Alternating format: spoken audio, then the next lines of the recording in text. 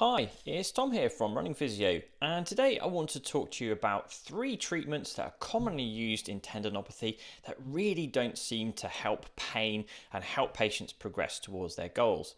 Now, I think it's worth us exploring which options don't really work for our patients so we know where to focus our time and energy with them. And tendinopathy can be tricky to treat, so we do really want to focus on what is going to work. Now, first up, let's talk about number 1 of our 3 issues: massage and foam rolling.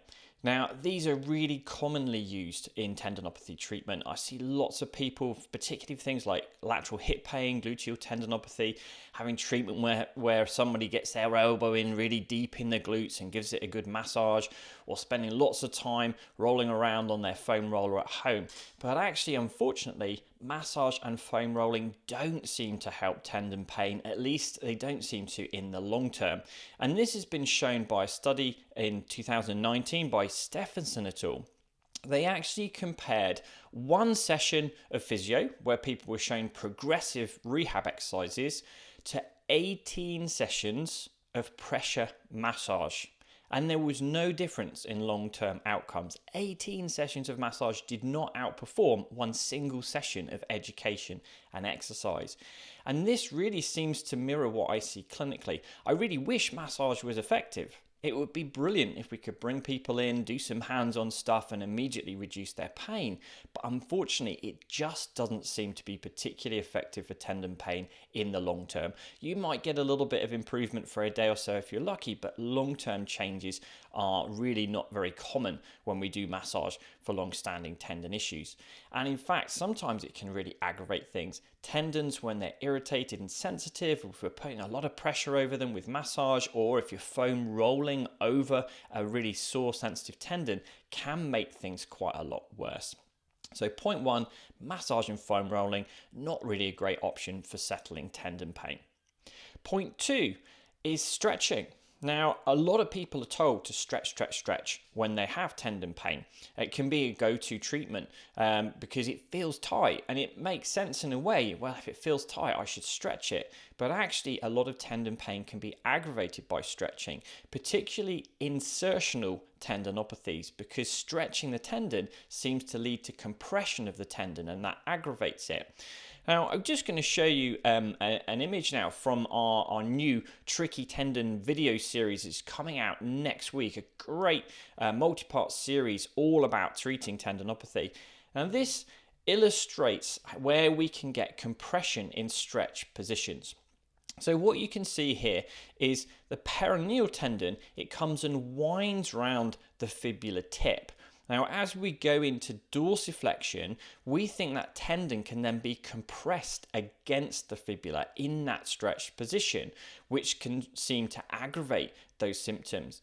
So you can imagine if someone's sent off with loads of calf stretches to do when they've got a peroneal tendinopathy, or in fact if they've got tibialis posterior tendinopathy or Achilles tendinopathy, it's likely to lead to irritation of their symptoms and make things worse. So point 2, stretching doesn't seem to help tendon pain for the majority of people, and if it's an insertional tendinopathy, it usually seems to aggravate symptoms.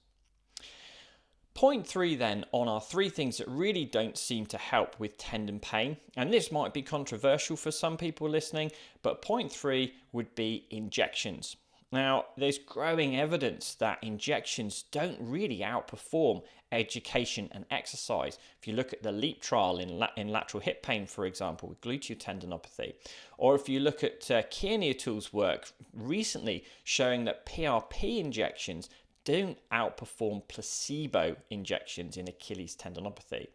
And there's a concern, particularly with steroid injections, that they can have long-term effects on tendon health and can be associated with increased risk of rupture in things like plantar fasciopathy, for example. So point 3, injections don't really seem to help in the long term for tendon pain, and there may be some consequences of those and costs involved too for our patients, particularly if they're ending up having multiple steroid injections that aren't really helping them. Now, if you think about these things, why don't they work? Why are they not effective in the long term?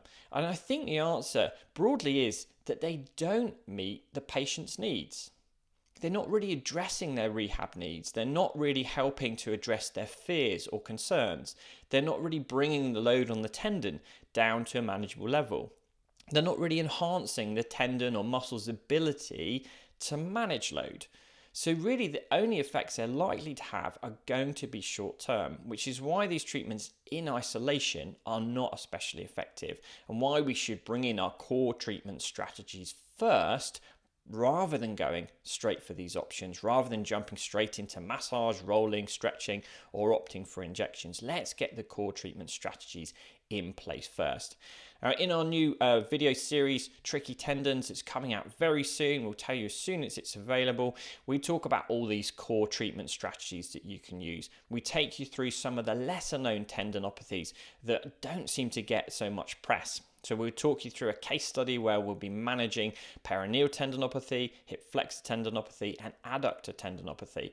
So we'll talk to you about what does work. If massage, stretching, and foam rolling and injections isn't especially effective, we'll focus on that series on what is. So we'll give you lots of good solutions for you that really will help people with tendon pain. So keep a lookout for that. It's coming out very soon. We'll let you know as soon as it's available. And I've put a link in the title to our existing webinars we've got. We've got lots more information there on Achilles tendinopathy, lateral hip pain, and gluteal tendinopathy if you want to find out more about that. So quick summary, the three things that really don't seem to help tendon pain would be massage and foam rolling, stretching and injections. And we think they don't help because they're not really addressing the patient's needs. So we want to put the core treatment strategies in place to ensure we are addressing that patient's needs and use progressive rehab to get them back to where they want to be. Now, I'd love to hear from you. What do you think about this? Do you disagree? Do you actually think that we should be offering injections or massage? Do you think there is a role for stretching? Let us know in the replies and comments, and be sure to check out that new video series coming your way very soon. Okay, thanks again for listening. Bye for now.